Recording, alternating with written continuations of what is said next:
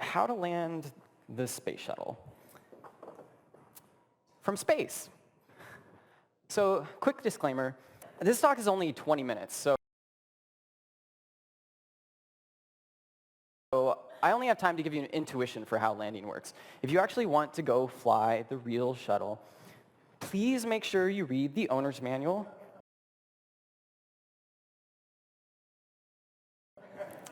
Also, you're going to need a time machine because the last shuttle landed over 5 years ago. They all live in museums now. They're completely unflyable. However, I, like all of you, have been living in a state of denial for the last 5 years, especially you, Steve Feldman. So in my world, the shuttle still flies, and we're just going to use present tense for this talk. All right, so let's get started. Our goal is to land on a runway at Kennedy Space Center in Florida. But let's say right now we're orbiting over South America, traveling over 17,000 miles in the wrong direction. Well, we can't just turn around. Changing direction in orbit takes crazy amounts of energy. So what do? Well, basically nothing. So it turns out that the Earth spins,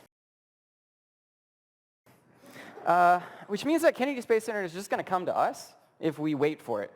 So this time around, when we come up to Kennedy Space Center, we're just going to stop. It always does this.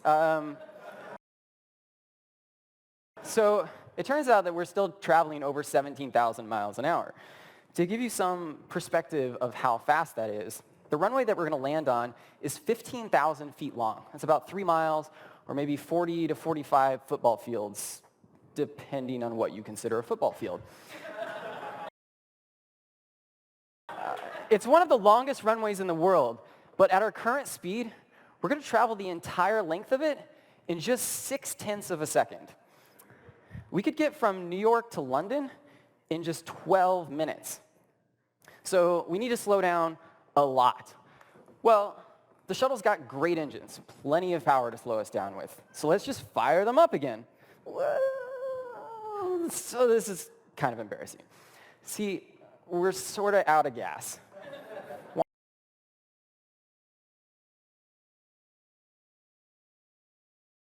Womp womp. In our defense, launch is really expensive.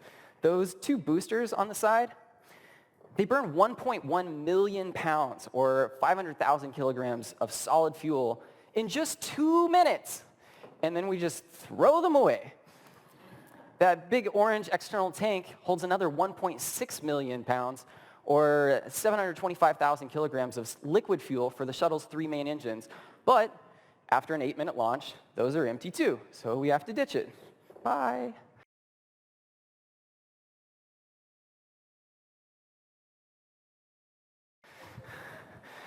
All we've got left are these wimpy little orbital maneuvering engines, which combined produce less than 1% the thrust of the main engines. They're not going to slow us down 17,000 miles an hour, but there's a trick.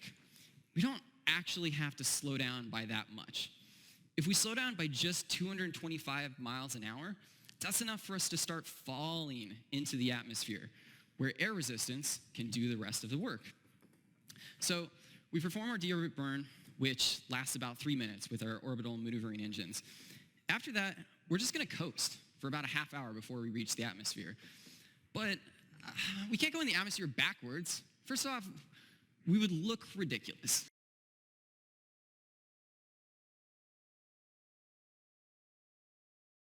But, possibly more importantly, the air resistance is so great that we would essentially melt. So we pitch up to 40 degrees angle of attack. That's the angle between where your velocity is taking you versus where your nose is pointed. At this angle, our easily meltable aluminum airframe can be protected by over 20,000 silica tiles, as well as these reinforced carbon-carbon panels on the nose and the leading edge of the wings.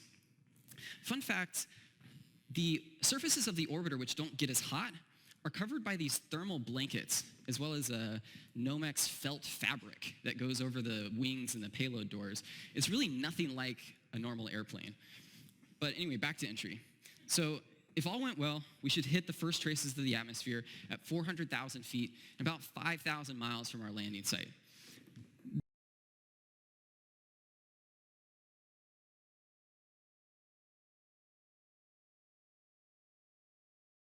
This is all good, but after a few minutes, there starts to be a little bit of a problem. We've got wings, and wings generate lift. And as we get into denser air, they generate so much lift that we're actually going to start to go back up and skip off the atmosphere. This is kind of bad. We really want to keep going down. So we could just pitch up. That would create more drag and less lift. But we risk overheating, overstressing, or just outright losing control of the orbiter.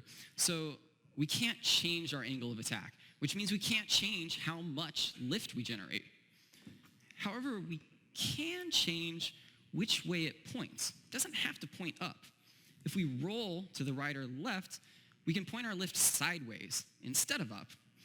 Well, this will effectively let us control how fast we're descending. With a steeper bank angle, we're going to generate less upward lift, so we're going to descend faster. Conversely, with a shallow bank angle, we're going to generate more upward lift, so we're not going to fall as fast. But that brings up an interesting question of how fast do we want to descend? Well, reentry is basically a big energy management problem. We have a lot of velocity and a lot of distance to cover. So the goal is to bleed off that velocity at just the right rate so that we cover the right distance. If we slow down too fast, we won't make it to the landing site. And if we don't slow down fast enough, we'll Shoot right past the Kennedy Space Center and crash out in the Atlantic Ocean, which is also bad.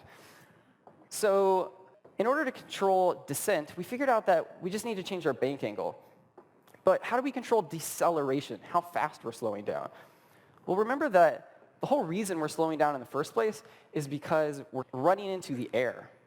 So if we want to slow down faster, what we really need is more air. And where is there more air? Well, lower in the atmosphere. The atmosphere gets denser as you go down. So in a sense, we kind of already did figure out the right tools to control deceleration, because if we bank heavier, that means we're going to descend faster, as we already know. So we're going to reach thick air faster, and the thick air is going to help us slow down faster. Conversely, if we bank shallower, then we're not going to descend as fast. So we're going to stay in the thin air longer, which means we're not going to slow down as fast. So there's just one last problem. We're kind of starting to turn. This bank angle thing isn't working out as well as we originally hoped. So NASA goes to its engineers and says, this is a really big problem. We can't just land in Panama. And the engineers say, we'll just turn the other way. This isn't rocket science. Why are you wasting our time, Steve?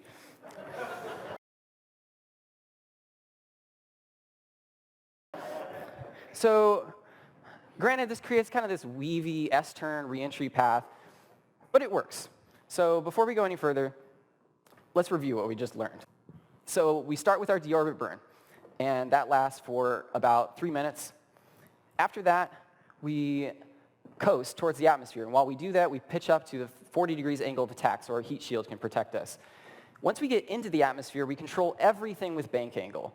If it looks like we're going to overshoot the runway, then we bank heavier so that we slow down faster. And if it looks like we're going to not make it, then we bank less so we don't slow down as fast.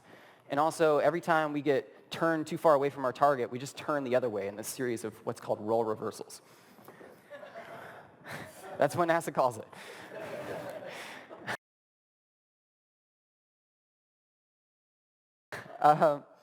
This is the reentry, a picture of the reentry of STS-135, the last space shuttle. Something interesting about these reentry flames, that's not technically fire, although it kind of looks like it. It's essentially a really hot gas that's so hot that electrons break away from their atoms and molecules, and they start to glow this soft orange color. It's a different state of matter called plasma, which even if you've never heard of it, you've seen it all the time in the form of neon signs, lightning. Most importantly, the sun is a big glowing ball of plasma.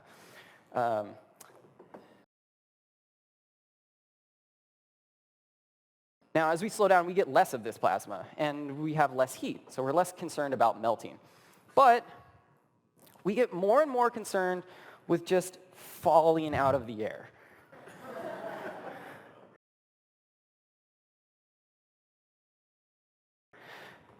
We really need to transition from spaceship to airplane.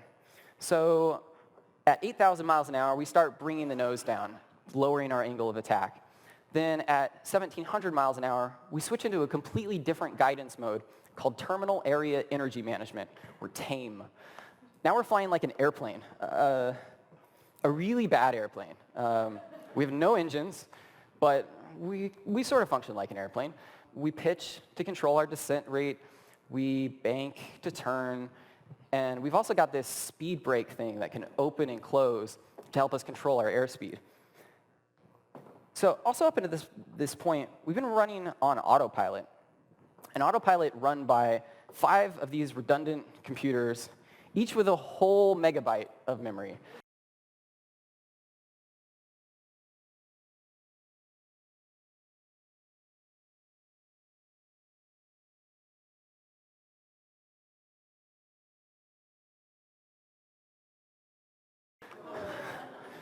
You couldn't even fit a single cell phone photo on one of these, but it was pretty good at flying the shuttle.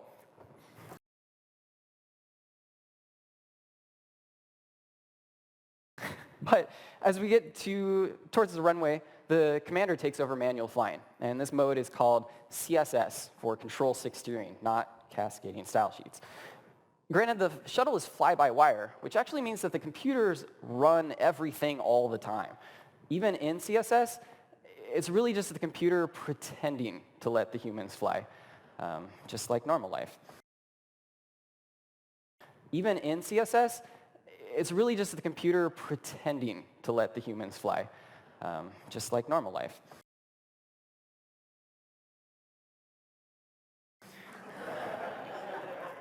Side note, no shuttle pilot wants to be called a co-pilot.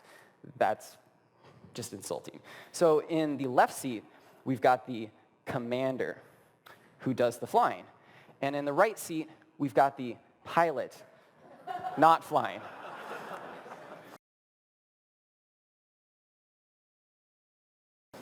I'm not totally convinced that NASA doesn't just do this to confuse the media, because it works really well.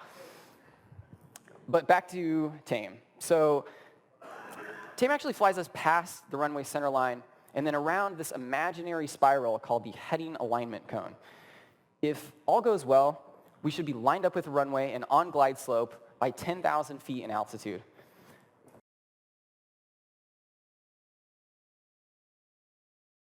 Of course, if we were a typical airliner, on glide slope would mean a 3-degree descent path flown at about 160 miles an hour with a descent rate of about 750 feet per minute.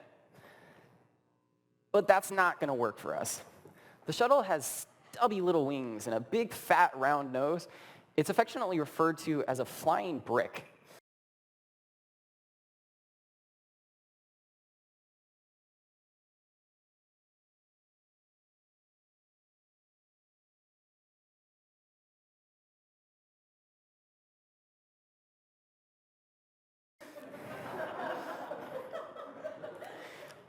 NASA astronauts train in a modified Gulfstream II jet, which in order to simulate how unaerodynamic the shuttle is, flies with its landing gear down and its engines in reverse.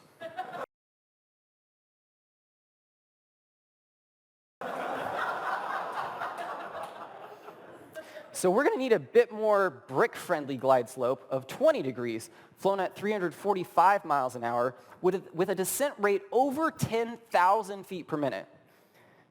To give you some context of how fast a descent rate that is, 10,000 feet per minute is about 120 miles an hour.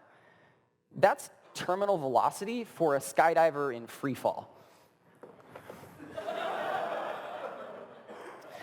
Now, obviously, we can't land like that. So at 2,000 feet, we start pitching up to bring the nose up in what's called a pre-flare maneuver.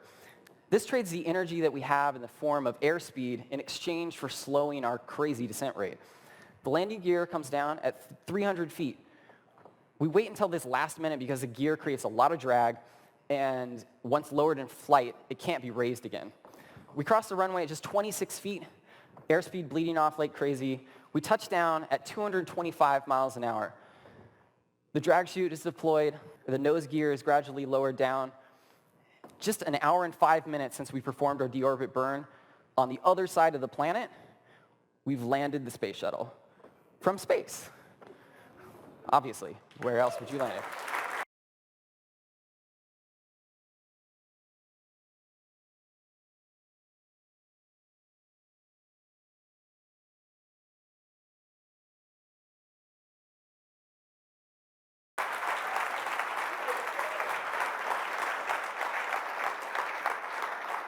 So I want to leave you with what this looks like from the pilot's perspective, because I'm a pilot, and I think this is the coolest thing ever.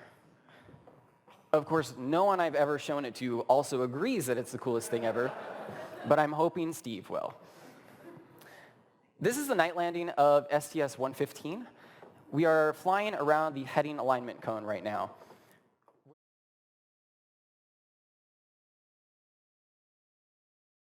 So remember, there's no engines available, so this is their one and only chance at landing. I'd also like to point out that this video started about 3.5 minutes ago at 37,000 feet. That's a pretty typical cruising altitude for an airliner. So just think about the captain of your airline saying, ladies and gentlemen, we're beginning our initial descent into Philadelphia or wherever. We'll be on the ground shortly. And by shortly, he means 3.5 minutes. But that's the way that the shuttle flew, and that's it. Thank you.